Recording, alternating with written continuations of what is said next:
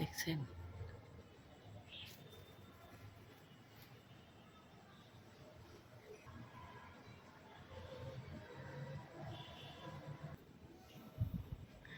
দেখুন মা পাখিটা কত সুন্দর করে বাচ্চা ডিম পারছে। একটা একটা করে কুটি নিয়ে আসে, সে ঘর বাঁধছে। ঘর বাঁধার পরে এই দেখেন 3টা ডিম দিয়েছে। আমি প্রতিদিন তাকে দেখি যে সে কি করছে। খুব ভালো লাগে, দেখছেন মায়েরা সন্তানের কি ভালোবাসা। এখানে ঠিক বাচ্চাটা হয়ে যাবে, 3টা বাচ্চা হবে।